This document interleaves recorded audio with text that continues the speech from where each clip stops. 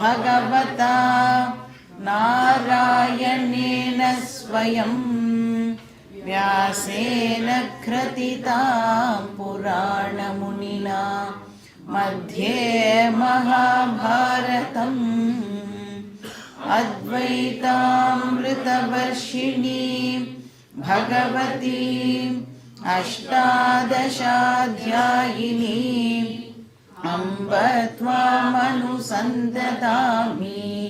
भगवद्गीते भवद्वेषिणी वसुदेवसुतं देवं कंसचाणूरमर्दनं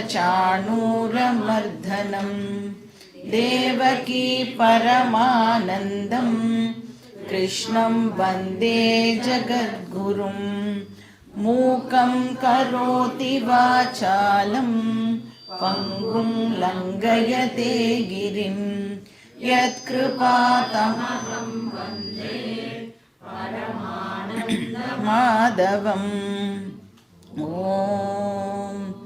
सहना भवतु सहनौ भुनक्तु सह वीर्यं करवावहै तेजस्विनावधीतमस्तु मा विद्विषावहै ॐ शान्ति शान्ति शान्तिः हरिः ॐ श्री गुरुभ्यो नमः हरिः ॐ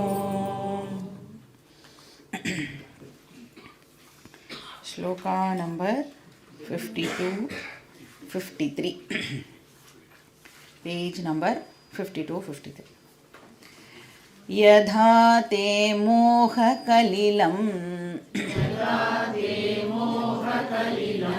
बुद्धिर्व्यतितरिष्यति तदा गन्तासि निर्वेदम्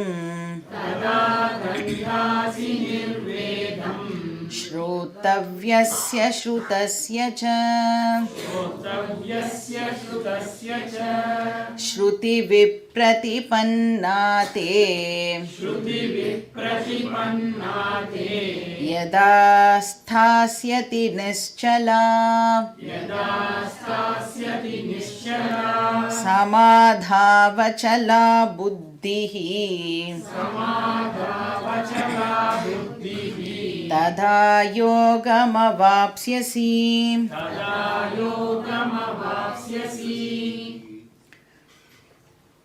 இப்போ இந்த ரெண்டாவது அத்தியாயத்தோடைய ஆல்மோஸ்ட் கன்க்ளூஷனுக்கு வந்துட்டோம். ஸோ கிருஷ்ணர் வந்து தன்னோட டீச்சிங்கை இப்போது கன்க்ளூட் பண்ணிகிட்டே வர. ஸோ எந்த ஸ்லோகத்தில் டீச்சிங் ஆரம்பிச்சது? ரெண்டாவது அத்தியாயத்தில் 11வது ஸ்லோகத்திலிருந்து இந்த டீச்சிங்கை பகவான் வந்து கொடுக்க ஆரம்பித்தார்.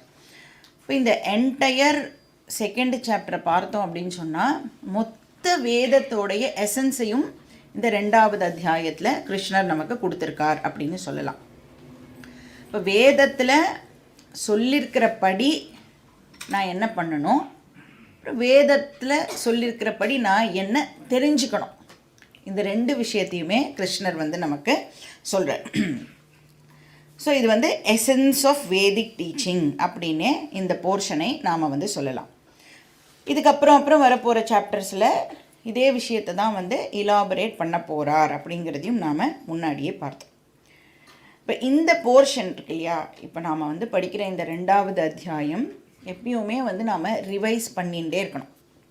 அடிக்கடி இந்த ஸ்லோகத்தை போய் படித்து இதுக்கு என்ன அர்த்தம் அப்படிங்கிறத மறுபடியும் நம்ம கேட்டுகிட்டே இருந்தால் தான் பின்னாடி படிக்க போகிற அத்தியாயங்கள்லாம் நமக்கு மீனிங்ஃபுல்லாக இருக்கும். அதனோட பேஸ் வந்து இந்த ரெண்டாவது அத்தியாயம்.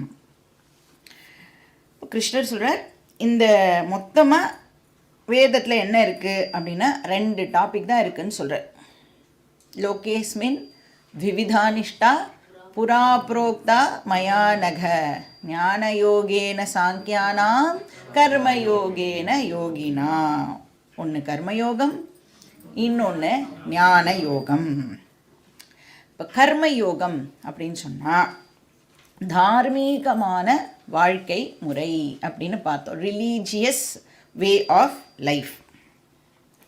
இப்போ என்னுடைய ஸ்பிரிச்சுவல் ப்ராக்ரஸுக்கு முக்கியத்துவம் கொடுக்குற ஒரு வாழ்க்கை முறை அப்படின்னு சொல்லலாம். அப்போ பாக்கி விஷயங்கள்லாம் எப்படி இருக்கும்னா அது செகண்டரியாக கன்சிடர் பண்ணுவேன். ஆனால் எனக்கு என்னுடைய ஸ்பிரிச்சுவல் ப்ராக்ரஸ் தான் முக்கியம். இப்போ ஸ்பிரிச்சுவல் ப்ராக்ரஸ்னால் என்ன அர்த்தம்? என்னுடைய கோலை அடையிறதுக்கு எனக்கு சித்த சுத்தி தேவைப்படுறது. அதுதான் ஸ்பிரிச்சுவல் ப்ராக்ரஸ் அப்படின்னு சொல்கிறோம் இல்லையா? அந்த சித்த சுத்திக்காக நான் இப்போது ஒர்க் பண்ணுவேன். அப்போ கர்மயோக வே ஆஃப் லைஃப்பை நாம் ஃபாலோ பண்ணும் பொழுது நேச்சுரலாக என்ன ஆகிறது, அப்படியே அந்த காலப்போக்கில் என்ன ஆகிறது அப்படின்னா நம்ம மைண்டுக்கு அந்த யோக்கியதா டெவலப் ஆகிடுறது. இப்போ யோக்கியதா கிடைச்சதுக்கப்புறம் ஞான யோகத்தை நான் கேட்கும் பொழுது எனக்கு ஞானம் கிடைக்கிறது. என்னுடைய ட்ரூ நேச்சரை என்னால் அண்டர்ஸ்டாண்ட் பண்ணிக்க முடியுது. இப்போ இந்த ஞான யோக டாபிக் இனிஷியலாகவே கொடுத்துட்டார் பகவான். அதாவது செகண்ட் சாப்டர் ஆரம்பிக்கும் பொழுதே ஸ்லோகா நம்பர் 11 to 25 ஃபுல்லாக ஞான யோக டாபிக். ஒரு இன்ஸ்ட்ருமெண்ட். ஸோ என்ன எக்ஸாம்பிள் ஞாபகம் வச்சுக்கணும்னா, கண்ணாடி போட்டுருக்கோம்ல, அந்த கண்ணாடியை எக்ஸாம்பிளை ஞாபகப்படுத்தி பார்த்துக்கணும். எப்படி அந்த கண்ணாடி ஒரு வெளி ஆப்ஜெக்டு, ஆனால் அந்த கண்ணாடியே இப்போ எனக்கு இன்ஸ்ட்ருமெண்ட்டாகவும் பயன்படுறது. கண்ணாடியை போட்டுண்டு நான் இப்போது வேர்ல்டோட டிரான்சாக்ட் பண்ணுறேன். அந்த மாதிரி இந்த பாடி மைண்ட் அப்படிங்கிறது அனாத்மா ஆப்ஜெக்டு, ஆனால் அதை நான் இன்ஸ்ட்ருமெண்ட்டாக பயன்படுத்தி எக்ஸ்டர்னல் வேர்ல்டோட டிரான்சாக்ட் பண்ணுறேன். தூங்கும் பொழுது என்ன பண்ணுறேன்? கண்ணாடி போட்டுட்டே தூங்குவேனா? சில பேர் பண்ணுவா. ஆனால் என்ன பண்ணணும்? ஜென்ரலாக கண்ணாடியை கழட்டி வச்சுட்டு தூங்குவோம் இல்லையா? அது மாதிரி நாம் தூங்கும் பொழுது என்ன பண்ணுறோம்?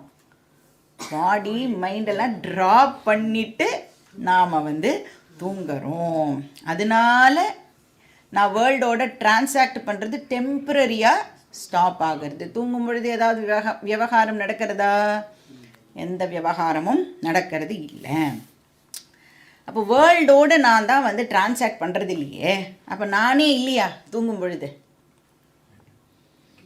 நான் வெளி உலகத்தோட எந்த விவகாரமும் வச்சுக்கிறது இல்லை. எப்போ? தூங்கும் பொழுது வெளி உலகத்தோட எனக்கு எந்த விதமான இன்டராக்ஷனும் இருக்கிறது இல்லை. அப்போ இன்டராக்ஷன் தான் இல்லையே. அப்போ நானே போயிட்டேனா? நான் இருக்கேனா இல்லையா தூங்கும் பொழுது? இல்லைன்னா யாராவது தூங்க போவோமா? அப்போது நான் கண்டினியூ ஆகிறேன். அந்த நான் கண்டினியூ ஆகிறேன்ல, அந்த நான் தான் உன்னுடைய ரியல் நேச்சர். அந்த கான்ஷியஸ் பீயிங்காக நான் கண்டினியூ ஆகிறேன்ல, தூங்கும்போது கூட நான் கண்டினியூ ஆகிறேனே, அந்த ஐ தான் உன்னுடைய ரியல் நேச்சர். அந்த சைத்தன்யம் நீனு. அப்போ இந்த பாடி மைண்ட் எல்லாம் டெம்ப்ரரியாக நான் யூஸ் பண்ணுற இன்ஸ்ட்ருமெண்ட்ஸ். அதெல்லாம் இருந்ததுன்னு வச்சுக்கோங்களேன். இப்போ பாடி மைண்ட் இருந்ததுன்னா, கண்ணாடி இருந்ததுன்னா கண்ணாடியை போட்டுண்டு பார்ப்பேன். கண்ணாடி உடஞ்சி போச்சுன்னா என்ன பண்ணுவேன்? கண்ணாடியை போட்டுக்க மாட்டேன். அந்த மாதிரி இந்த பாடி மைண்ட் இருக்கிற வரைக்கும் அதை ஒரு இன்ஸ்ட்ருமெண்ட்டாக பயன்படுத்தி வேர்ல்டோட டிரான்சாக்ட் பண்ணுவேன். பாடி மைண்டு போச்சுன்னா நான் இருப்பேன், ஆனால் டிரான்சாக்ஷன்ஸ் நடக்காது. அப்போ நான் பியூர் சைத்தன்யம். இப்போ நான் வரதும் இல்லை, போகிறதும் இல்லை. பாடி தான் வருது, பாடி தான் போகிறது. ஆனால் நான் வரதும் இல்லை, போகிறதும் இல்லை அப்படின்னு சொன்ன உடனே நமக்கு எந்த ஸ்லோகம் ஞாபகத்துக்கு வரணும் அப்படின்னா, செகண்ட் அத்தியாயத்தில் ந ஜாயத்தே மிரியத்தே வா கதாச்சித் நாயம் பூத்வா பவிதா வா ந பூயः அஜோ நித்ய சாஸ்வதோயம் புராணः ந ஹன்யதே ஹன்யமானே ஷரீரே. எல்லாரும் கண்டுபிடிச்சிட்டேளா எத்தனாவது ஸ்லோகம்னு? 20. இப்போ நான் பிறக்கிறதும் இல்லை, இறக்கிறதும் இல்லை. ந ஜாயத்தே மிரியத்தேவா கதாச்சித்து. அப்போ இப்படி நான் ஆத்ம சைத்தன்யம்னு என்னை ரெக்கக்னைஸ் பண்ணிக்கிறதுக்கு பேர் செல்ஃப் நாலேஜ். இப்போ இந்த செல்ஃப் நாலேஜ் மட்டுமே ஒரு பர்சனுக்கு மோட்சத்தை கொடுக்கும். அதாவது இந்த ஜென்ம மரண சைக்கிள்லேருந்து நாம் ஃப்ரீ ஆகணும் அப்படின்னா இந்த செல்ஃப் நாலேஜ் மட்டும்தான் நமக்கு ஹெல்ப் பண்ண முடியும். இப்போ இந்த செல்ஃப் நாலேஜ் இருந்தால் தான் இந்த ஜரா பயம்லாம் இருக்குல்ல, வயோதிகம், வயசாயிண்டே போகிறது, அப்புறம் ஒரு நாளைக்கு நான் வந்து இல்லாமல் போயிட்டேன்னா என்ன பண்ணுறது, அந்த மரண பயம்லாம் இருக்குல்ல, அதெல்லாம் நம்மளை விட்டு போகணும் அப்படின்னா ஒரே வழி என்னது, அந்த கான்ஷியஸ்னஸ் ஐயை புரிஞ்சுக்கிறத தவிர வேறு வழி கிடையாது. இப்போ நான் வந்து இந்த உடம்பு இல்லை அப்படிங்கிறது எனக்கு கன்ஃபார்ம்டாக தெரிஞ்சு போச்சுன்னா எனக்கு மரண பயம் ஏற்படுமா? எனக்கு வயசாகிறதே அப்படின்ற கவலை வருமா? இல்லை எனக்கு ஏதோ வியாதிலாம் வருதே அப்படின்னு கவலை வருமா? வியாதி உடம்புக்கு, உடம்பு பிறந்தது, உடம்பு போக போகிறது அப்படிங்கிற அறிவு நமக்கு இருக்கும். இப்போது வேதம் நம்மளுடைய லைஃப்பை வந்து எப்படி டிசைன் பண்ணி கொடுத்துருக்கு அப்படின்னா, இனிஷியலாக கர்மயோகத்தை ப்ராக்டிஸ் பண்ணு, மைண்டை ப்யூரிஃபை பண்ணிக்கோ, ஞான யோகத்தை ப்ராக்டிஸ் பண்ணு, ஞானம் அடைஞ்சு ஃப்ரீயாக இரு, உன்னோட உண்மையான நேச்சரை தெரிஞ்சுட்டு எல்லா விதமான பந்தங்கள்லேருந்தும் நீ வந்து விடுதலை அடை. அது மட்டும் இல்லை, அந்த பந்தத்தினால ஏற்படுற எல்லா ப்ராப்ளம்ஸ்லேருந்தும் கூட நீ வந்து ஃப்ரீயாக இரு. இதுதான் வந்து கீதாவோட எசன்ஸ் அண்ட் இதுதான் வேதத்தோடைய சாரமும் கூட. வேதமும் இதை தான் சொல்கிறது. அதை கிருஷ்ணர் நம்மளுக்கு ரொம்ப பியூட்டிஃபுல்லாக ப்ரெசென்ட் பண்ணுறார். இப்போ இந்த 2 டாப்பிக்கை தான் கிருஷ்ணர் வந்து இலாபரேட் பண்ண போகிறார். இப்போ கர்மானா அது வந்து 3வது சாப்டரில் இலாபரேட் பண்ணுறார். ஞானம் அப்படிங்கிற டாப்பிக்கை பாக்கி நிறைய சாப்டர்ஸில் வந்து இலாபரேட் பண்ண போகிறார். அப்போ இதுதான் வந்து பின்னாடி வரப்போகிற அத்தியாயங்களில் நாம் பார்க்க போகிறோம். இப்போ இதை சொல்லி முடிச்சுட்டு கிருஷ்ணர் வந்து அர்ஜுனனுக்கு ஒரு சான்ஸ் கொடுக்குறார் அப்படின்னு சொல்லலாம். ஏதாவது சந்தேகம் இருந்தால் இப்போ நீ கேட்கலாம். அதாவது டெம்ப்ரரியாக நான் வந்து ஸ்டாப் பண்ணுறேன், உனக்கு அதுலேயே நீ இது வரைக்கும் கேட்டதில் ஏதாவது டவுட் இருந்ததுன்னா நீ வந்து கேட்கலாம் அப்படின்னு. இப்போ அர்ஜுனனும் வந்து ரொம்ப டெஸ்பரேட்டாக இந்த மாதிரி ஒரு சந்தர்ப்பத்துக்காக தான் காத்துட்டு இருக்கான். எப்போ ஆரம்பித்தார் முடிக்காமல் பேசிகிட்டே போகிறாரே, எங்கேயாவது வந்து மூச்சு விடுறதுக்காவது நமக்கு டைம் கொடுக்குறாரா அப்படின்னு வெயிட் பண்ணிகிட்டே இருக்கான். கிருஷ்ணரும் வந்து சொல்லி முடிச்சுட்டு ஒரு பாஸ் பண்ணுறாரு. அப்படியே அவர் வாயை மூடினார் தெரிஞ்ச உடனே அர்ஜுனன் வந்து டவுட்டை வந்து கேட்குறான். ஸோ இந்த டாபிக் தான் வந்து 2வது அத்தியாயத்துடைய ஃபைனல் டாபிக். ஸோ அர்ஜுனன் என்ன கேட்குறான் அப்படின்னு ஸ்லோகம் படித்து பார்க்கலாம். ஸ்லோகா நம்பர் 54. அர்ஜுன உவாச்ச ஸ்திதப்ரஜ்ஞஸ்ய கா பாஷா சமாதிஸ்தஸ்ய கேசவ ஸ்திததீ கிம் பிரபாஷேத கிமாசீத வ்ரஜேத கிம். இப்போ அர்ஜுனனை எடுத்துட்டோம் அப்படின்னா அவன் வந்து ரொம்ப ரொம்ப ப்ராக்டிக்கல் பர்சன் அப்படின்னு சொல்லலாம். இப்போ இதெல்லாம் பண்ணு அப்படின்லாம் சொல்கிறார்ல, இதெல்லாம் ப்ராக்டிஸ் பண்ணு அப்படின்னு கிருஷ்ணர் வந்து அர்ஜுனன் கிட்ட சொல்கிறார். இப்போ இதெல்லாம் பண்ணினா எனக்கு என்ன கிடைக்கும், what is the practical benefit I will get. அர்ஜுனனுக்கு வந்து இந்த அகாடமிக் நாலேஜ்லலாம் இன்ட்ரெஸ்ட் இல்லை, இந்த ஸ்காலர்லி விஷயத்துலலாம் அவனுக்கு வந்து இன்ட்ரெஸ்டே இல்லை. இப்போது வந்து நானும் கீதா படிக்கிறேன், எங்காத்துக்காரரும் கச்சேரிக்கு போகிறார், அந்த கதையெல்லாம் வந்து அர்ஜுனனுக்கு பிடிக்கவே பிடிக்காது. ஆனால் இதை படிக்கிறதுனால என் லைஃப்பில் எனக்கு ஏதாவது டிரான்ஸ்ஃபர்மேஷன் நடக்குமா? இப்போது கீதா படிக்கிறதுனால what is the practical benefit? ஏன்னா நம்ம எல்லோரும் வந்து வாரம் 1 hour நம்மளுடைய வேல்யூபிள் டைமை வந்து கீதா படிக்கிறதுக்காக ஸ்பெண்ட் பண்ணுறோம். இப்போ என்னால் வந்து ஒரு நாளைக்கு 3 மணி நேரம் ஒரு படம் பார்க்கறதுக்கு செலவழிக்க முடியும், இல்லைனா ஒரு 2-2.5 மணி நேரம் சீரியல் பார்க்கறதுக்கு செலவழிக்க முடியும். அப்படின்னா அதெல்லாம் என்டர்டெயின்மெண்ட்டு. இங்கே வந்தால் எனக்கு என்ன கிடைக்கும் கேட்கும்ல, மனசு வந்து கேட்கும்ல. இங்கே வந்தால் என்ன கிடைக்கும், நான் ஏன் வரணும்? ஞாயிற்றுக்கிழமை அதுவும் சாயங்காலம் எல்லாரும் உலகத்தில் என்னென்னலாமோ ஜாலியாக என்ஜாய் பண்ணிட்டு இருக்கும் பொழுது இங்கே முதுகு வலியோட, முட்டி வலியோட, கால் வலியோட எதுக்கு நான் 1 hour என் டைமை கொடுக்கணும்?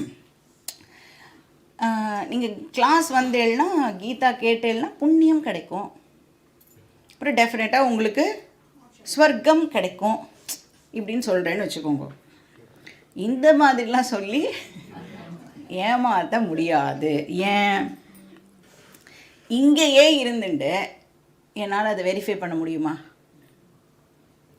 இப்போ வந்து ஸ்வர்க்கத்துக்கு போயிட்டு திருப்பி வந்து சொன்னல நீனு அப்படின்னு என்கிட்ட வந்து உங்களால் கேட்க முடியுமானா நான் இருக்க மாட்டேன். அதனால் என்னை வந்து உங்களால் கேள்வியும் கேட்க முடியாது. இப்போ எனக்கு இங்கே இப்போ என்ன பெனிஃபிட் கிடைக்கும், என்னால் வெரிஃபை பண்ணக்கூடிய பெனிஃபிட்டாக அது இருந்தால் தான் அதை தான் நம்ம ப்ராக்டிக்கல் பெனிஃபிட் அப்படின்னு சொல்ல முடியும் இல்லையா? இந்த போஸ்துமஸாக நீ செத்து போனதுக்கப்புறம் உனக்கு ஏதோ கிடைக்கும்னா யாருக்கு தெரியும் அது கிடைக்குமா கிடைக்காதான்னு? அதனால தான் கிருஷ்ணர் என்ன சொல்ல, இங்கே இப்போ உனக்கு பெனிஃபிட். ஸோ அதை தெரிஞ்சுக்கணும் அப்படிங்கிறதுக்காக அர்ஜுனன் வந்து ஒரு கேள்வியை கேட்குறான்.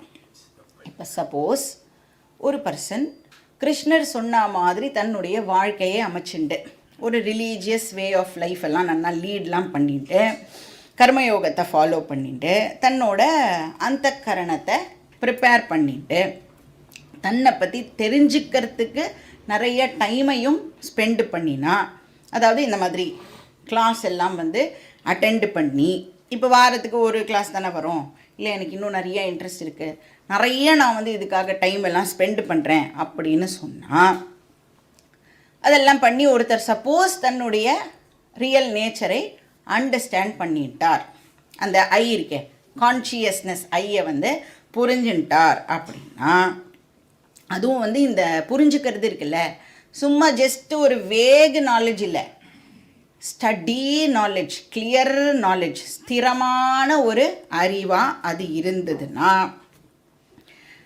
எப்படி இருக்கும்னா, totally satisfied with this teaching, எந்த விதமான டவுட்டுமே இல்லாமல் டோட்டல் கன்விக்ஷன், எஸ் கரெக்டு அப்படின்னு ஒரு அண்டர்ஸ்டாண்டிங் இருக்கிற ஒரு பர்சன், அந்த மாதிரி இருக்கிற பர்சனை தான் நாம் ஞானி அப்படின்னு சொல்கிறோம் இல்லையா?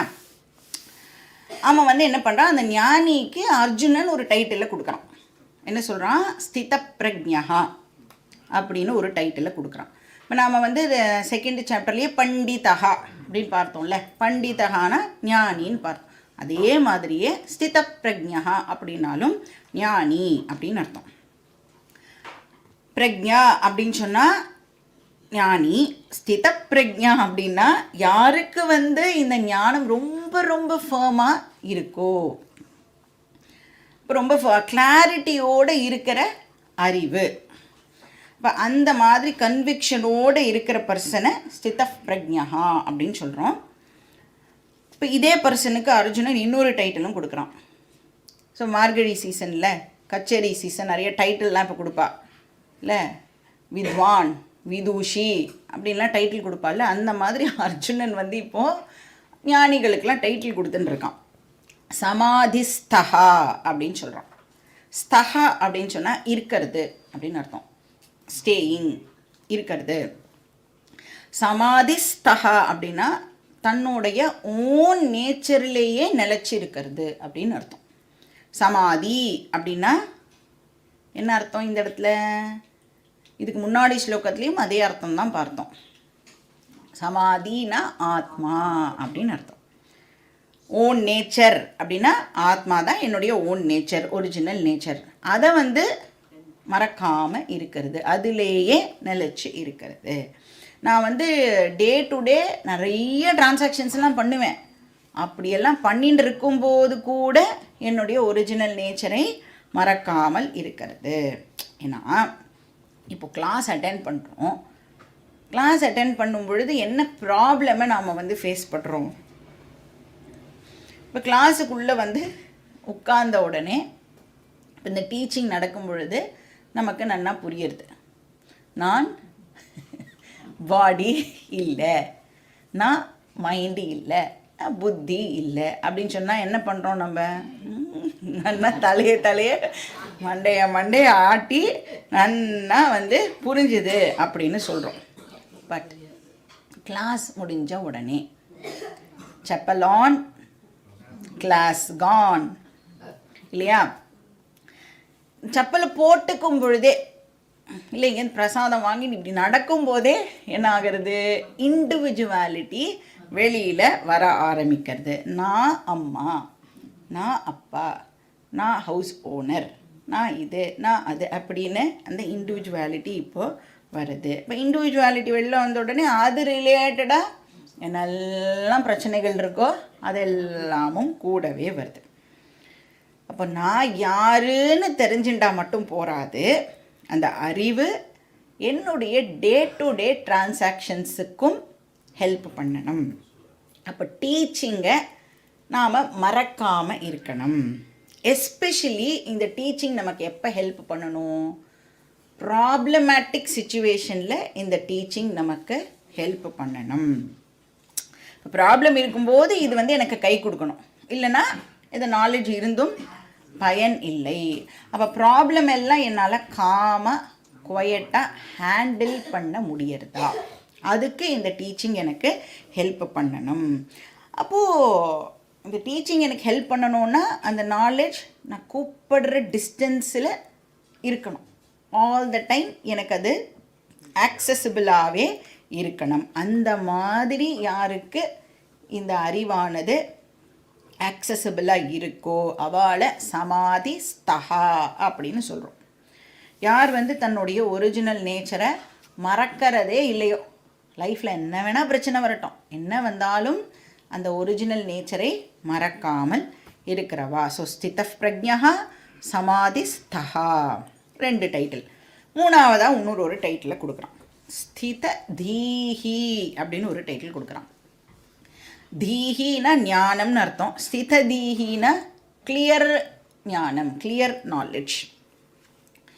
இப்போது அகம் ஆத்ம சைத்தன்யம் இப்படிங்கிற அறிவு இருக்குல்ல, இதை வந்து சாஸ்திரம் சொல்கிறது அதனால நான் ஆத்ம சைத்தன்யம் அப்படிங்கிற மாதிரியான அறிவாக இது இருக்கக்கூடாது. என் டீச்சர் சொல்கிறா அதனால நான் ஆத்ம சைத்தன்யம் அப்படிங்கிற அறிவாக இது இருக்கக்கூடாது. எனக்கு இது ஃபேக்டாக இருக்கணும். இப்போ வந்து 2 + 2 = 4 இது ஃபேக்ட் தானே? அது எப்படி சொல்ல முடியும்? ஏதோ நான் சின்ன வயசில் எல்கேஜி படிக்கும் பொழுது எங்கள் மிஸ்ஸு சும்மா சொல்லி கொடுத்தா 2 + 2 = 4 அப்படின்னு. எனக்கு இப்போ வயசாகிடுதே, அப்போ 2 + 2 = 22 அப்படின்னு சொல்ல முடியுமா? தூக்கத்தில் எழுப்பி கேட்டால் கூட 2 + 2, அடித்து கேட்டால் கூட 2 + 2 4 தானே. அப்போ அது ஃபேக்ட் இல்லை. அந்த மாதிரி எனக்கு மிஸ்ஸை சொல்லி கொடுத்தா அதனால 2 + 2 4 இல்லை. இப்போது 2 + 2 = 4 அப்படிங்கிறது எனக்கு ஃபேக்டு. அது மாதிரி அகம் ஆத்ம சைத்தன்யம் அப்படிங்கிறது ஃபேக்டாக இருக்கணும். சாஸ்திரம் கொடுக்குற அறிவாக அது இருக்கக்கூடாது. இனிஷியலாக சாஸ்திரம் தான் நமக்கு சொல்லி கொடுக்குறது. ஆனால் அந்த டீச்சிங் இப்போ என்ன ஆகியிருக்கணும்? அதில் எனக்கு ஒரு கன்விக்ஷன் ஆனது ஏற்பட்டுக்கணும். என் புத்தி வந்து டோட்டலி கன்வின்ஸ்டாக இருக்கணும். எஸ், ஆத்ம சைத்தன்யத்தை தவிர நான் வேறு யாராவும் இருக்க முடியாது அப்படிங்கிற ஒரு கிளியர் அண்டர்ஸ்டாண்டிங் நமக்கு இருந்ததுன்னா அந்த பர்சனை ஸ்திததீஹி அப்படின்னு சொல்கிறோம். அப்போ 3 வார்த்தைகள் யூஸ் பண்ணுறான். ஸ்தித பிரஜ்ஞா, சமாதிஸ்தஹா, ஸ்திததீஹி. இப்போ அர்ஜுனனுக்கு ஒரு ஞானி அப்படிங்கிறவர் எப்படி இருப்பார் அப்படிங்கிறத தெரிஞ்சுக்கணும்னு இவன் வந்து ஆசைப்படுறான். ஸோ கிருஷ்ணர்கிட்ட வந்து கேட்குறான், ஹே கிருஷ்ணா, ப்ளீஸ் ஒரு ஞானியை எனக்கு டிஸ்கிரைப் பண்ணேன், please give me a description of a ஞானி அப்படின்னு கேட்குறான். அதனால் என்ன சொல்கிறான், கா பாஷா அப்படின்னு கேட்குறான். இப்போ பாஷா அப்படின்னா இந்த இடத்துல வந்து லாங்குவேஜ் கிடையாது, ஹமாரா ராஷ்டிர பாஷா அந்த மாதிரியான பாஷா இல்லை. மாத்ரு பாஷா அப்படிலாம் கேட்போம்ல. அப்போ ஞானியெல்லாம் ஆயிட்டோன்னா வேறு ஏதாவது பாஷா அவள்லாம் வந்து பேசுவாளா, சான்ஸ்கிரிட்டில் மட்டும்தான் அவள்லாம் பேசுவாளா, இல்லை வேறு ஏதாவது தேவ பாஷையெல்லாம் இருக்கான்னா அந்த மாதிரி பாஷா இல்லை. அப்படின்னா இது என்னது, பாஷா அப்படின்னா டிஸ்கிரிப்ஷன், வர்ணனை அப்படின்னு அர்த்தம். நீ வந்து ஒரு ஞானியுடைய வர்ணனையை சொல் அப்படின்னு கேட்குறான். அதை வச்சு நான் இப்போ டிசைட் பண்ணிக்கிறேன், நான் ஞானி ஆகணுமா வேண்டாமா அப்படிங்கிறத நான் டிசைட் பண்ணிக்கிறேன் அப்படின்னு அர்ஜுனன் சொல்கிறான். அதாவது இப்போ அது தெரிஞ்சு கொடுத்துன்னு வச்சுக்கோங்களேன், இவ்வளோ எஃபர்ட்லாம் போடணுமா வேண்டாமா, கிளாஸுக்கு வரணுமா வேண்டாமா அப்படிங்கிறத நாம் வந்து முடிவு பண்ணிடலாம். எதுக்கு டைம் வேஸ்ட் பண்ணிட்டு. ஸோ கா பாஷா, அவருடைய டிஸ்கிரிப்ஷன் என்ன. கிம் பிரபாஷேத, அவர் எப்படி அடுத்தவா கிட்ட கம்யூனிகேட் பண்ணுவார். நாம் பேசுகிற மாதிரி தான் பேசுவாரா, இல்லைனா ஞானம் வந்த உடனே அந்த பர்சன் வந்து மௌனி ஆகிடுவாரா. இந்த என்லைட்டன்மெண்ட் எல்லாம் சொல்கிறாளே, அதெல்லாம் வந்ததுக்கப்புறம் வந்து வேறு மாதிரி ஏதாவது டிஃப்ரெண்ட்டாலாம் வந்து பேசுவாரா. ஸோ பேசினா எப்படி பேசுவார். கிம் பிரபாஷேத. நெக்ஸ்ட் என்னது, கிம் ஆசீத. ஆசீத்தனை உட்காருறது. எப்படி ஒரு ஞானி உட்காருவார். ஸோ அர்ஜுனனுக்கு வந்து ஒரு ஞானிக்கும் அஞ்ஞானிக்கும் வந்து டிஃப்ரென்ஸ் தெரியல. அதனால் அவன் நினச்சிக்கிறான் ஞானி அப்படின்னு சொன்னால் ஏதோ ஒரு விசேஷம் அவகிட்ட இருக்கும் போல இருக்குது, பார்க்கறதுக்கே அவளோட அப்பியரன்ஸே வந்து ஏதோ டிஃப்ரெண்ட்டாக இருக்கும் போல இருக்குது. அவர் வந்து அவனுக்கு என்ன டவுட்டுன்னா, ஞானம்லாம் வந்ததுக்கப்புறம் அதோ பத்மாசனத்துலேயே அவள் வந்து உட்காந்துட்டுருப்பாளா, இல்லைன்னா கிரவுண்டுலேருந்து ஒரு 2 அடி அப்படியே மேலேயே அப்படியே வந்து அந்த மாதிரிலாம் உட்காந்துருப்பாளா. ஸோ கிம் ஆசீத அப்படின்னு கேட்குறான், எப்படி உட்கார்வார். இப்போ நீங்கள் வந்து இந்த பத்ரிநாத் கேதார்நாத் அங்கெல்லாம் போனேன்னா இந்த மாதிரி நிறைய யோகிஸ் எல்லாம் பார்க்கலாம். நிறைய சன்னியாசிஸ் வந்து கையாலெல்லாம் நடப்பா. நாமெல்லாம் எப்படி நடப்போம், காலால் நடப்போம்ல, அவள் தலைகீழாக கையாலெல்லாம் வந்து நடப்பாள். ரொம்ப வந்து நிறைய ஆஸ்டெரிட்டிலாம் வந்து வித்தியாசமாக இருக்கும். பாவம் அவள்லாம் வந்து ஒரு குரு இல்லாமல் சந்நியாசம் எடுத்துட்டு என்ன பண்ணுறது அப்படின்னு தெரியாமல் தன்னுடைய லைஃப்பில் கஷ்டப்பட்டுருக்கிற பர்சன்ஸாக இருப்பாள் சில பேர். இப்போ ஜென்ரலாக வந்து ஞானி அப்படிங்கிறவர் எப்படி இருக்கணும்னு அஞ்ஞானி எதிர்பார்ப்பான். கரெக்டாக, அஞ்ஞானி தான் வந்து ஞானி அப்படின்னா இப்படிலாம் இருக்கணும் அப்படின்னு ஒரு எக்ஸ்பெக்டேஷன் இருக்கும். ஸோ ஜென்ரலாக என்ன எக்ஸ்பெக்டேஷன் இருக்கும், ஞானின்னா அப்நார்மலாக இருக்கணும். நான் நார்மல், நான் அஞ்ஞானி, நான் நார்மலாக இருக்கேன், என் பக்கத்தில் இருக்கிறவளும் அஞ்ஞானி, அவளும் நார்மலாக இருக்கா. அப்போ ஞானிங்கிற பர்சன் எப்படி இருக்கணும், அப்நார்மலாக இருக்கணும். அப்போ வந்து இப்போ ஏதாவது கேள்வி கேட்டால் அவள் என்ன பண்ணணும், என் மூஞ்சியை பார்த்தலாம் பதில் சொல்லக்கூடாது, வேறு எங்கேயோ அந்த மோட்டு வேலையை பார்த்துட்டு அவள் வந்து பதில் சொல்லணும். அப்படிலாம் சொல்லலைன்னா நான் ஞானின்னா வந்து ஒத்துக்க மாட்டேன். அப்போ ஏதாவது ஒரு சேஞ்ச் அந்த பர்சன்கிட்ட இருக்கணும். அட்லீஸ்ட் ஒரு தாடி சம்திங் ஏதோ ஒன்று இருக்கணும். அப்போ ஃபிசிக்கலாக பார்க்கறதுக்கு ஏதோ ஒரு சேஞ்ச் இருக்கணும் அப்படின்னு இந்த அஞ்ஞானிஸ்லாம் வந்து டெஃபினட்டாக எதிர்பார்ப்பாள். ஸோ அர்ஜுனனும் வந்து கன்ஃபியூஸ்டாக இருக்கிறதுனால இந்த மாதிரி ஏதோ டிஃப்ரென்ஸ் இருக்கும் போல் இருக்குது, அதை வந்து நாம் கேட்டு தெரிஞ்சுக்கலாம் அப்படின்னு கேட்குறான். ஸோ கிமாசீத்தை உட்காருவாரா, அப்படியே உட்கார்ந்தா எப்படி உட்காருவார். விரஜேத்த கிம் நடக்கிறது, நடப்பாரா, நடந்தால் எப்படி நடப்பார், 2 காலால் தான் நடப்பாரா இல்லை எப்படி நடப்பார். இப்போ இந்த டவுட்டெல்லாம் இருந்திருக்கு அர்ஜுனனுக்கு, நமக்கும் இருக்கும்ல. ஞானி அப்படின்னா இப்படியெல்லாம் நம்ம வந்து ஒரு இமேஜினேஷன்லாம் வச்சுட்டுருப்போம். ஸோ என்ன நாமளும் வந்து அந்த டவுட்டெல்லாம் வந்து இந்த ஸ்லோகம் மூலமாக கிளாரிஃபை பண்ணிக்கலாம். அப்போ இந்த உலகத்தில் இந்த ஞானிங்கிற பர்சன் தன்னை எப்படி கண்டக்ட் பண்ணிப்பார். ஞானியுடைய ஸ்டேட் ஆஃப் மைண்ட் எப்படி இருக்கும், மக்களோட எப்படி வந்து டிரான்சாக்ட் பண்ணுவார், இந்த பர்சன் ஞானி ஆனதுனால பாக்கி ஏதாவது வந்து சேஞ்ச் ஆகியிருக்குமா, விதவிதமான மக்கள்கிட்ட இந்த ஞானி எப்படி நடந்துப்பார். ஸோ ஸ்தித பிரஜ்ஞ லக்ஷணானி அப்படின்னு இதுக்கு பேர்.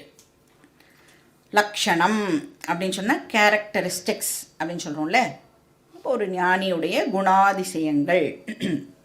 இதுதான் வந்து அர்ஜுனனுடைய கேள்வி.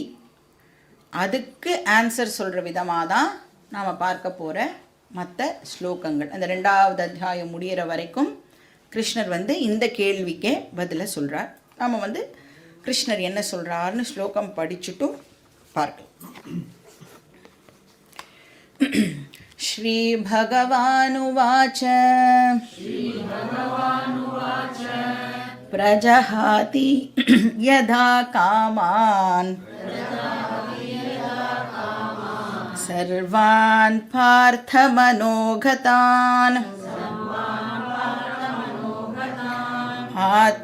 ஆத்மன்யேவாத்மனா துஷ்டः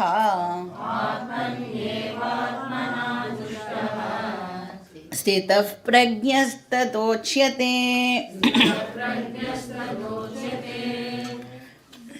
ஸோ இது வந்து 2வது சாப்டருடைய இம்பார்ட்டண்ட் போர்ஷன், ஸ்தித பிரஜ்ஞ போர்ஷன்.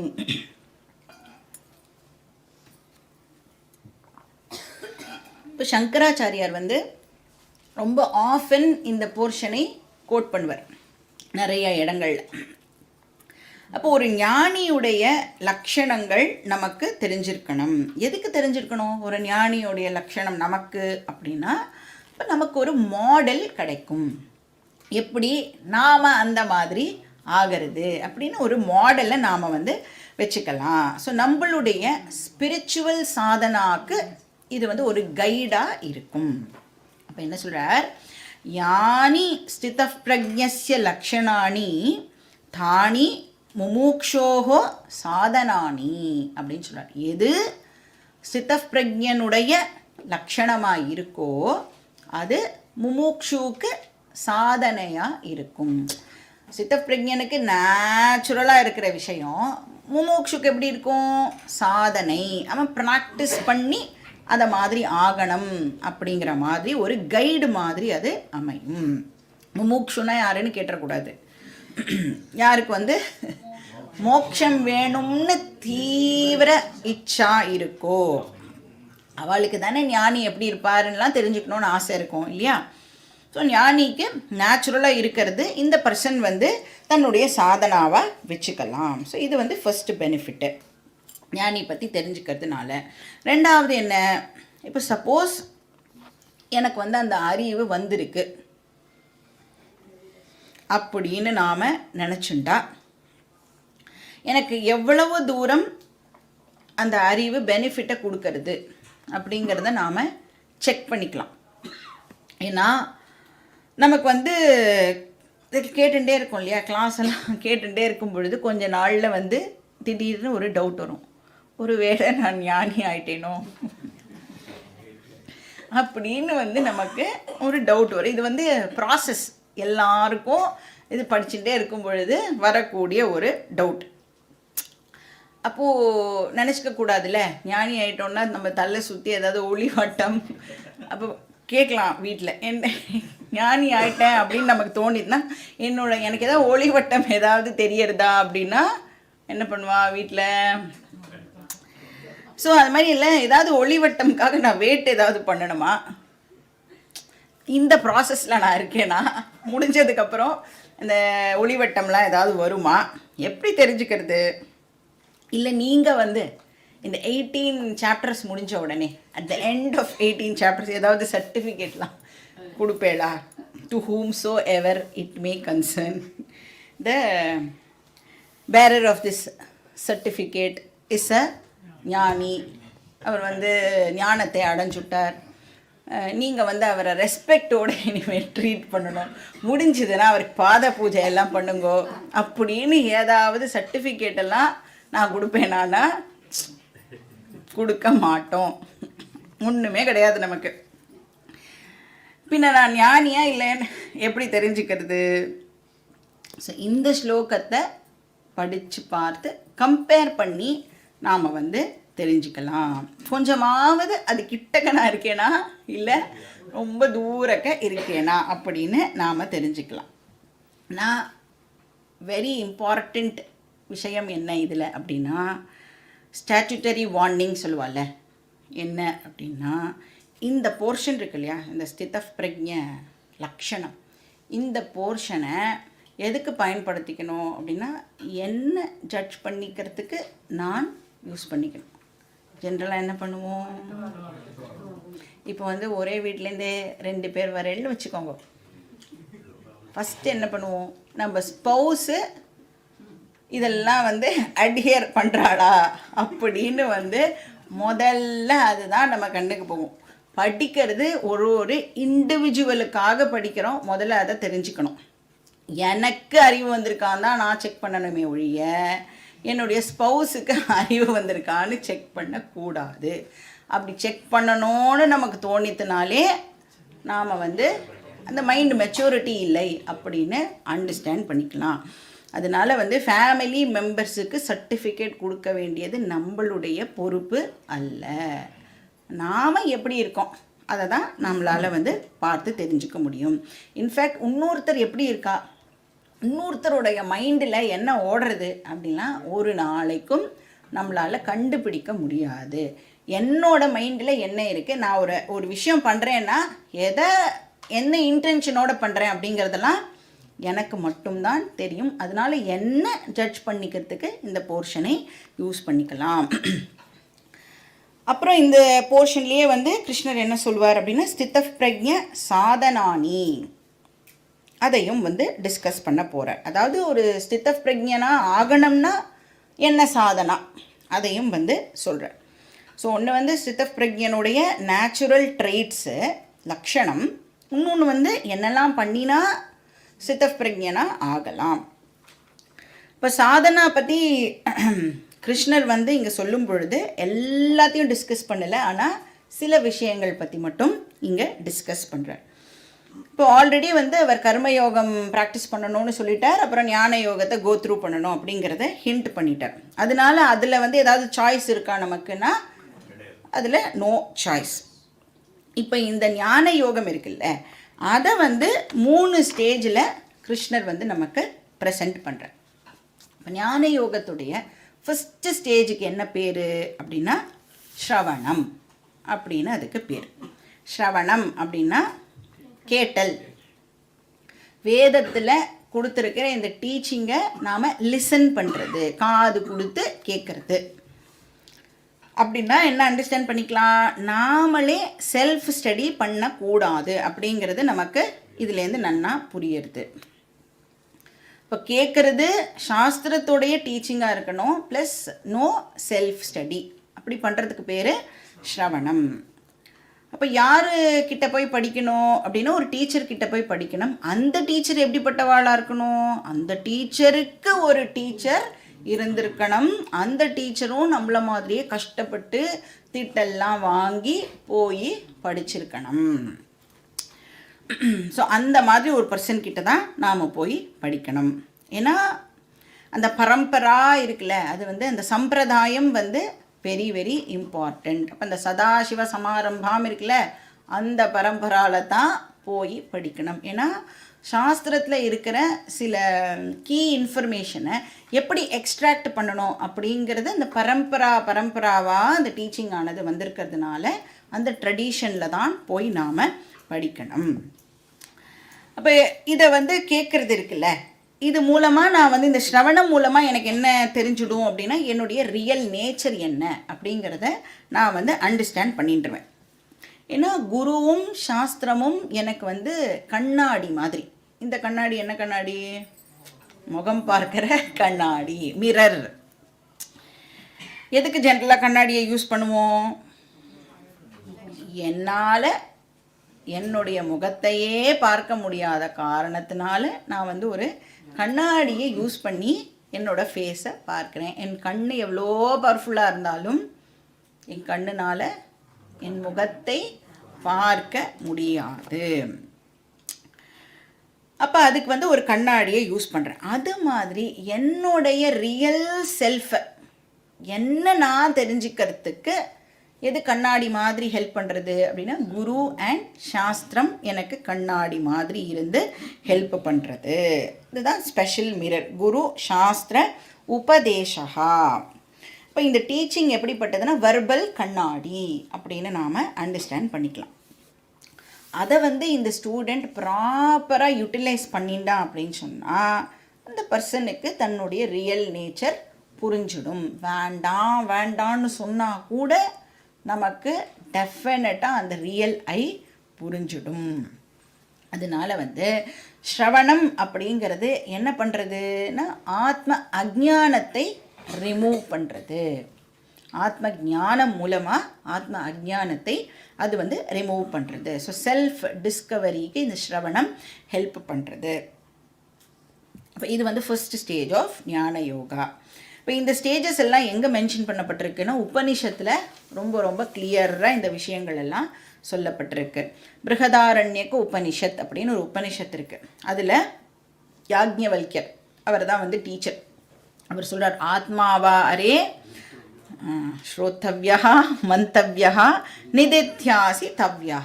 ஸோ ஸ்ரவணம், மனனம், நிதித்தியாசனம் அப்படின்னு கிளியராக உபனிஷத் வந்து 3 ஸ்டேஜஸில் இந்த ஞான யோகத்தை ப்ரெசென்ட் பண்ணுறது. ஸோ ஃபர்ஸ்ட் ஸ்டேஜ் ஸ்ரவணம். ரெண்டாவது என்னது, நான் டீச்சிங்கை ரிசீவ் பண்ணும் பொழுதே மனசில் வந்து நிறையா சம்சயங்கள் நமக்கு உருவாகும். சம்சயம்னா டவுட்ஸ் அப்படின்னு அர்த்தம். இங்கே வந்து ஸ்டூடெண்ட் வந்து டீச்சர் என்ன சொல்கிறாலோ அதை அப்படியே அக்செப்ட் பண்ணிக்கணுங்கிற அவசியம் கிடையாது. இங்கே வந்து பிளைண்டாக எதையாவது இவ சொல்லிட்டா வேறு வழியே இல்லை, நான் ஒத்துண்டு தான் ஆகணும், அந்த மாதிரி ஏதாவது விஷயம் வந்து நம்ம மேலே திணிக்கப்படுறதானா அந்த மாதிரி எந்த திணிப்பும் இங்கே இல்லை. ஏன்னா நம்ம படிக்கிறது எதுவுமே பிலீவ் பண்ணுற விஷயம் கிடையாது. நாம் படிக்கிறது எல்லாம் ஃபேக்ட். நீ நம்பினா தான் சோறு, அந்த விஷயம் இல்லை. இது நம்புறதுக்கு ஒன்றுமே கிடையாது. இது வெறும் அண்டர்ஸ்டாண்டிங். ஃபேக்டை நாம் வந்து அண்டர்ஸ்டாண்ட் பண்ணிக்கணும், தெரிஞ்சுக்கிற விஷயம். மேட்டர் ஆஃப் பிலீவிங் இங்கே இல்லவே இல்லை. அப்போ எங்கே வந்து நோயிங் இருக்கோ, அதாவது தெரிஞ்சுக்கணும் அப்படிங்கிற ஒரு ப்ராசஸ் வந்து இன்வால்வ் ஆகிறதோ அங்கே கண்டிப்பாக புத்தியை நாம் பயன்படுத்தியே ஆகணும். அப்போ அந்த புத்தி என்ன பண்ண ட்ரை பண்ணுவோன்னா லாஜிக்கலாக அதை ரீசன் அவுட் பண்ணுறதுக்கு ட்ரை பண்ணிகிட்டே இருக்கும். ஏன்னா புத்தியோட நேச்சரே வந்து பிரித்து பார்க்கறது அதனோட ஃபங்க்ஷன். அப்புறம் என்னோடய புத்தி வந்து லாஜிக்கலாக திங்க் பண்ணும், எப்படி இது வந்து ஒத்து வரும், நான் எப்படி ஆத்ம சைத்தன்யமாக இருக்க முடியும், நான் எப்படி ஆல் பர்வேடிங்காக இருக்க முடியும், இப்படின்னு அந்த புத்தி வந்து கேள்வி கேட்டுட்டே இருக்கும். அப்போ என்னுடைய டே டு டே லைஃபுக்கும் படிக்கிற டீச்சிங் வந்து ஒத்து வரணும். அப்போ தான் நம்மளுடைய புத்தி வந்து கன்வின்ஸ் ஆகும். இப்போ வந்து இது யானை அப்படின்னு சொன்னால் ஒத்துப்படலாம். நீங்கள் சரி போனால் போகிறது, இவ ஏதோ சொல்கிறா, கொஞ்ச நேரத்துக்கு வேணால் யானை தலையாட்டி வைப்போம் அப்படின்னு கூட நம்மளால் வந்து அக்செப்ட் பண்ண முடியாது. அப்போ நிறைய டவுட்ஸ் வந்து நம்மளுடைய புத்தி ரைஸ் பண்ணிகிட்டே இருக்கும். அப்போ என்ன பண்ணணும் அப்படின்னா அந்த டவுட்ஸ் எல்லாம் பேரலாம் நம்ம வந்து நோட் பண்ணிகிட்டே வரோம். நோட் பண்ணிகிட்டே வந்தேன்னா அடுத்த கிளாஸில் நமக்கு அந்த டவுட்ஸ் எல்லாம் கிளாரிஃபை ஆகும். அப்படியும் கிளாரிஃபை ஆகலை அப்படின்னா வந்து கேட்கணும், ஆனால் கொஞ்சம் வெயிட் பண்ணணும். அந்த பேஷன்ஸ் இருக்குல்ல, திதிக்ஷஸ்வ பாரத அப்படின்னு கிருஷ்ணரே சொல்லியிருக்கார். ஸோ எல்லாத்துக்கும் அப்படியே இமீடியட்டாக தெரிஞ்சிடணும். ஏன் நமக்கு புரிய மாட்டேங்கிறது, அந்த மெச்சூரிட்டி இல்லாததுனால புரிய மாட்டேங்கிறது. அப்போது அதுக்கு கொஞ்சம் டைம் கொடுக்கணும். அது ஆகிறதா, அந்த மைண்டுக்கு வந்து அந்த யோகியதா வரதா அப்படின்னு பேரலாக பார்த்துட்டே இருக்கணும். அப்படியும் நமக்கு புரியலை அப்படின்னு சொன்னால் தான் வந்து திருப்பியும் கேட்கணும். அப்போ வேதாந்தம் அப்படிங்கிறது மேட்டர் ஆஃப் நோயிங். இப்போ ஸ்டூடெண்ட் என்ன பண்ணணும்னா யோசிக்கணும். இந்த டீச்சிங்கை மறுபடியும் இன்வோக் பண்ணி யோசிக்கணும். இந்த ஸ்டேஜுக்கு பேர் மனனம். அப்போ இந்த மனநம்ங்கிற ப்ராசஸில் நான் வந்து என்னோடய புத்திக்கிட்ட நானே இப்போ கேட்கணும், ஆர் யூ கன்வின்ஸ்ட்? இப்போ இந்த விஷயங்கள் எல்லாம் சொல்கிறாளே, இதெல்லாம் நாம் வந்து கேட்குறேனே, இது என்னுடைய புத்தியே நீ ஒத்துக்கறியா? உனக்கு வந்து கன்வின்சிங்காக இருக்கா? இது வந்து உடம்பு இல்லை, நான் வந்து உடம்பு இல்லை, நான் வந்து மைண்ட் இல்லை, நித்திய சர்வகத ஸ்தானுகு இப்படி எல்லாம் சொல்கிறாளே, நான் வந்து பாடியையும் மைண்டையும் இன்ஸ்ட்ருமெண்ட்டாக பயன்படுத்துகிறேன் அப்படின்னு சொல்கிறாளே, இதெல்லாம் உனக்கு புரியறதா? ஃபஸ்ட்டு உன்னால் இதை ஒத்துக்க முடியறதா அப்படின்னு புத்தி கிட்ட நாம் கேட்கணும். புத்தி ஒத்துக்கிறதா இல்லையான்னு ரிப்போர்ட் பண்ணும். ஒத்துக்கலை அப்படின்னா ஏன் ஒத்துக்க முடியல, இப்போ சொல்கிற எக்ஸாம்பிள் புரியலையா அப்படின்னு லெவல் டவுன் பண்ணி பண்ணி புரியற வரைக்கும் இதை நாம் கேட்கணும். ஸோ டவுட்ஸ் எல்லாம் கிளாரிஃபை பண்ணுற ஸ்டேஜுக்கு பேர் மனனம். எல்லா விதமான இன்டெலெக்சுவல் ஆப்ஸ்டக்கிள்ஸும் வந்து இந்த மனனம் அப்படிங்கிற ப்ராசஸ் மூலமாக ரிமூவ் ஆகிறது. அப்போ நாலேஜ் வந்து இப்போது வேகு நாலேஜாக இல்லாமல் ஸ்ட்ராங் நாலேஜாக ஆகிடும்.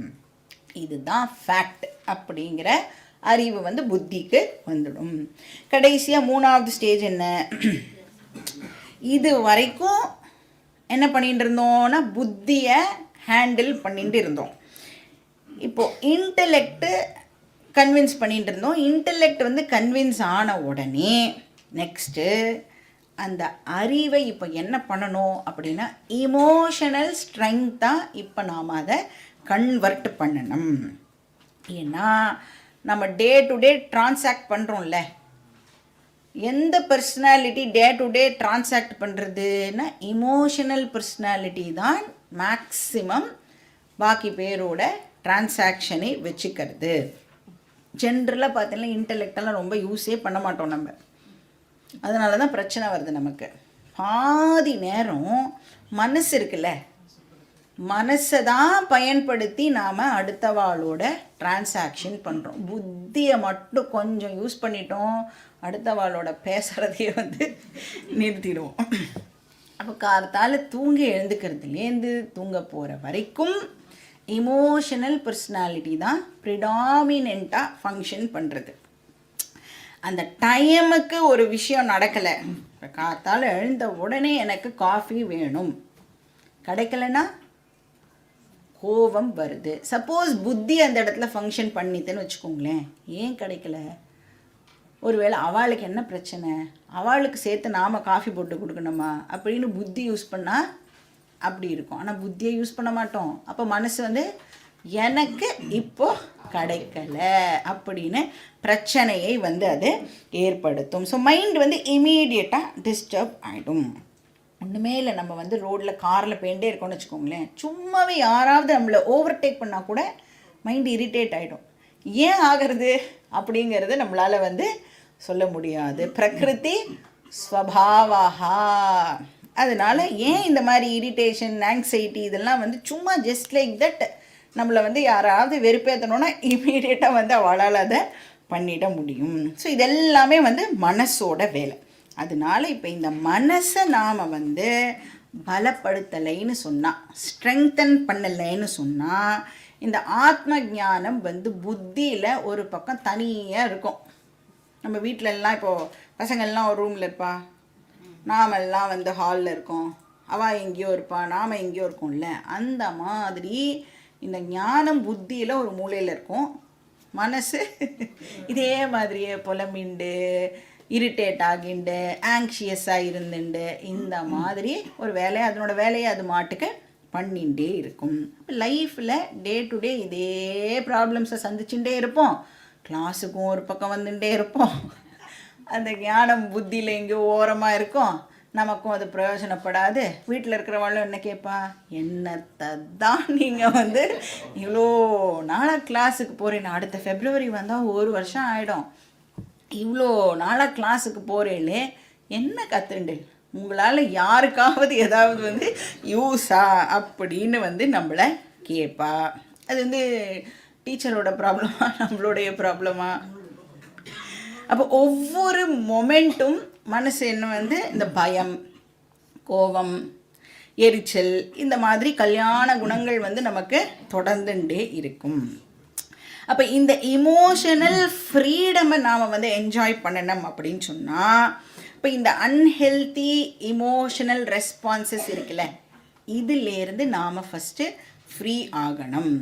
அப்போ அதுக்கு emotional immunity is very very important. இல்லைன்னா என்ன பண்ணுவோன்னா, அழுதுண்டே அகம் ஆத்ம சைத்தன்யம், அழுதுண்டே அகம் பிரம்ம அஸ்மி அப்படின்னு அழுதுண்டே சொல்கிறதுனால யாருக்கு பிரயோஜனம்? யாருக்குமே பிரயோஜனம் இல்லை. அகம் பிரம்ம அஸ்மி அப்படின்னு சொல்லிகிட்டே என் பொண்ணு இப்படி பண்ணிட்டா, என் பையன் அப்படி பண்ணிட்டான், பக்கத்து வீட்டில் இப்படி பண்ணிட்டான் அப்படின்னு வாழ்க்கை முழுக்க புலம்பின்றே தான் இருப்போம். அப்போது எவ்வளோ நாலேஜ் இருந்தாலும், ஐக்யூ அப்படின்னு சொல்கிறோம்ல, அது எவ்வளோ இருந்தாலும் அந்த அறிவு எல்லாம் எப்போ யூஸ் ஆகும் அப்படின்னா, இமோஷனல் ஸ்ட்ரெங்க்த்தாக அதை கன்வெர்ட் பண்ணினால் மட்டுமே நாம் படித்த விஷயம் நமக்கு ஹெல்ப்ஃபுல்லாக இருக்கும், பயன் அளிக்கும். அப்போ அந்த நாலெட்ஜை இப்போ வந்து மனோதிடமாக நாம் வந்து மாற்றணும். அப்போ நம்ம மனசு என்ன ஆகிடும்னா, கல் மாதிரி ஆகிடும். என்ன நடந்தாலும் நம்மளை வந்து அசைச்சிக்கவே முடியாது. அப்போ ஐக்யூ டு இக்யூ கன்வர்ஷன் இருக்குல்ல, இதுதான் 3வது ப்ராசஸ். அப்போ இந்த கன்வர்ஷன் வந்து எப்படி அப்படின்னா, ஒரு கண்ட்ரிலேருந்து இன்னொரு கண்ட்ரிக்கு ட்ராவல் பண்ணுற மாதிரி. இப்போ சப்போஸ் நீங்கள் வந்து வேறு ஒரு கண்ட்ரியில் இருக்கீங்கன்னு வச்சுக்கோங்களேன், யூஎஸ்னே வச்சுக்கோங்களேன். யூஎஸில் இருந்துட்டு உங்ககிட்ட வந்து 300 கோடி ரூபா இருக்குதுன்னு வச்சுக்கோங்க. 300 கோடி இந்தியன் ருப்பி. யூஎஸில் இருக்கேள், 300 crores வச்சுன்னு இருக்கேள். பிரயோஜனப்படுமானா? பிரயோஜனப்படாது. ருப்பியை இப்போ என்ன பண்ணி ஆகணும்? டாலராக மாற்றினாதான் எனக்கு பிரயோஜனப்படும். அப்போ புத்தியில் அறிவு இருக்குது, என்ன பிரயோஜனம்? அதை வந்து இமோஷனல் ஸ்ட்ரெங்க்த்தாக இப்போது கன்வெர்ட் பண்ணணும். ஸோ இதுதான் வந்து 3rd and ஃபைனல் ஸ்டேஜ். அதுக்கு பேர் நிதித்தியாசனம். அப்போ என்னுடைய இமோஷ்னல் வீக்னஸ் என்ன அப்படிங்கிறத முதல்ல வந்து அசஸ் பண்ணணும். ஒருத்தருக்கு வந்து ஒரு விதமான கம்ப்ளைண்ட் இருக்கும். இதெல்லாம் வந்து ஏன் என்கிட்ட இருக்குது அப்படின்னா, அஞ்ஞானம் இருக்கிறதுனால இந்த மாதிரி பிரச்சனைகள்லாம் என்னுடைய மனசுக்கு இருக்குது. அதான் சொல்லுவாள்ல, all negatives are developed in the dark room. அஞ்ஞானம்ங்கிற இருட்டு இருக்கிறதுனால தான் எல்லா விதமான நெகட்டிவ் விஷயங்களையும் நம்மளுடைய மனசு வந்து டெவலப் பண்ணி வச்சுக்கிறது. ஸோ காம, குரோத, லோப, மோக, மத, மத்சரியம், ராக, துவேஷ எல்லாம் வந்து இந்த அஞ்ஞான இருட்டில் மைண்டு வந்து டெவலப் பண்ணி வச்சுருக்கிற ப்ராப்ளம்ஸ். அப்போ இந்த ப்ராசஸை அண்டர்கோ பண்ணும் பொழுது, நிதித்தியாசனம் அப்படிங்கிற ப்ராசஸை அண்டர்கோ பண்ணினா அவர் வந்து இப்போ என்ன பண்ணுறாருனா, அந்த பிரக்ஞா, அந்த ஞானம் இருக்குல்ல, அதை வந்து ஸ்தித பிரக்ஞாவாக கன்வெர்ட் பண்ணுறார். ஸோ 2 டாபிக் பற்றி கிருஷ்ணர் வந்து டிஸ்கஸ் பண்ணுறார். ஒன்று வந்து எப்படி வந்து ஸ்தித பிரக்ஞன் அப்படிங்கிறவன் நடந்துப்பான் அப்படிங்கிறத பற்றி சொல்கிறார். இன்னொன்று எப்படி பிரக்ஞாவை ஸ்தித பிரக்ஞாவாக கன்வெர்ட் பண்ணுறது அப்படிங்கிறதையும் அவர் வந்து சொல்கிறார். இப்போ இந்த ஸ்தித பிரக்ஞாவாக கன்வெர்ட் ஆனதுக்கப்புறம் அந்த பர்சன் என்ன விதமான ஸ்டேட் ஆஃப் மைண்டை என்ஜாய் பண்ணுவார்னா, அதுக்கு பேர் வந்து சாஸ்திரம் சொல்கிறது ஜீவன் முக்திஹி அப்படின்னு அதுக்கு ஒரு பேரையும் கொடுக்கறது. அப்போ ஜீவன் முக்தி அப்படின்னு சொன்னால் அந்த பர்சனுடைய மைண்டே இப்போ எப்படி இருக்கும்னா, லைட்டு மைண்டாக ஆகிடும். இந்த மனசுலாம் பாரமாக இருக்குன்னு சொல்கிறோம்ல, இந்த பர்சனுக்கு இப்போ மனசுன்னு ஒன்று இருக்கிறதே தெரியாத அளவுக்கு மைண்டு வந்து லைட்டாக ஆகிடும். இப்போ வந்து நம்மளுக்கு சுண்டு விரலில் ஏதோ அடிபட்டுருக்குன்னு வச்சுக்கோங்க. இது வரைக்கும் சுண்டு விரல்னு ஒன்று இருக்குன்னே நமக்கு தெரியாது இல்லை, ஏன்னா ப்ராப்ளமே இல்லை. இப்போ ஏதாவது ஒன்று அடிபட்டுடுத்து அப்படின்னு சொன்னால் என்ன ஆகும்? சுண்டு விரல் வந்து என்னை கவனி, என்னை கவனி, நான் இருக்கேன் பாரு, நான் இருக்கேன் பாரு அப்படின்னு நம்மளை வந்து ட்ரபிள் பண்ணிகிட்டே இருக்கும். இப்போ ப்ராப்ளம் இருந்தது அப்படின்னு சொன்னால் அது வந்து நம்மளுடைய அட்டென்ஷனை வந்து கேட்டுகிட்டே இருக்கும். இப்போ ஞானிக்கு ப்ராப்ளமே இல்லாததுனால மனசு அப்படிங்கிறது ஒன்று இருக்கிற மாதிரியே இருக்காது. அவ்வளோ லைட்டாக அந்த ஞானியுடைய மனசானது இருக்கும். இப்போ ஞானியுடைய ட்ரேட் என்ன அப்படின்னா, ஆத்மன்யேவ ஆத்மனா துஷ்டஹா அப்படின்னு சொல்கிறார். ஒரு பியூட்டிஃபுல் மைண்டை ஞானி வந்து என்ஜாய் பண்ணுவார். தன்கிட்டேயே ஹாப்பியாக இருப்பார், செல்ஃப் சஃபிஷியண்ட்டாக இருப்பார். வேறு எந்த எக்ஸ்டர்னல் விஷயத்தையும் டிபெண்டு பண்ணி தன்னுடைய ஹாப்பினஸை வச்சுக்க மாட்டார். எது இருந்தாலும் சரி இல்லைனாலும் சரி தன்கிட்டேயே ஞானியால் வந்து ஹாப்பியாக இருக்க முடியும். ஏன்னா ஞானிக்கு என்ன தெரியும்? நான் தான் அந்த சத்து சித்து ஆனந்த ஸ்வரூபம் அப்படின்னு ஞானிக்கு தெரியறதுனால, நான் தான் சோர்ஸ் ஆஃப் ஹாப்பினஸ் அப்படிங்கிறது தெரியறதுனால ஞானியால் தன்கிட்டேயே ஹாப்பியாக இருக்க முடியும். ஆத்மன் ஏவ ஆத்மனா துஷ்டஹா. யார் வந்தாலும் சரி வராட்டாலும் சரி, என்ன ஃபிசிக்கல் கண்டிஷன் இருந்தாலும் சரி இல்லைனாலும் சரி ஞானியால் வந்து ஹாப்பியாக இருக்க முடியும். ஞானியை எதுவுமே அஃபெக்ட் பண்ணாது. அந்த செல்ஃப் கண்டென்ட்மெண்ட் சொல்கிறோம்ல, அது வந்து ஆல் த டைம் இருக்கும். அந்த ஃபுல்னஸ் வந்து இருக்கும்.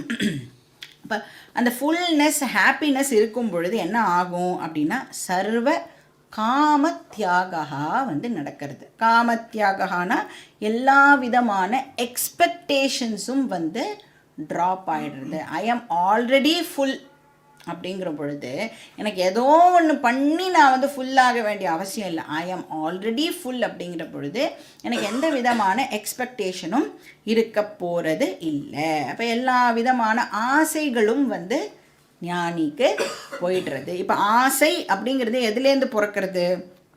இப்போ வந்து ஒரு பர்சன் வந்து நடக்கிறதுக்கு குச்சியை எதிர்பார்க்கிறார் அப்படின்னா என்ன அர்த்தம்? அவருடைய கால் ஸ்ட்ராங்காக இல்லை அப்படின்னு அர்த்தம் இல்லையா? அது மாதிரி நான் எதையெல்லாமோ நாடுறேன், எது பின்னாடிலாமோ நான் போகிறேன் அப்படின்னா என்ன அர்த்தம்?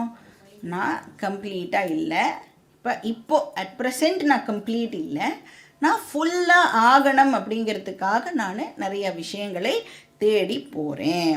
இப்போ அபூர்ணத்துவத்தினால ஆசையானது ஏற்படுறது. இப்போ ஆசை அப்படிங்கிறது அபூர்ணத்துவத்துடைய எக்ஸ்ப்ரெஷன். நிறைவின்மை இருக்குல்ல, அதுதான் ஆசையாக தன்னை எக்ஸ்ப்ரெஸ் பண்ணிக்கிறது.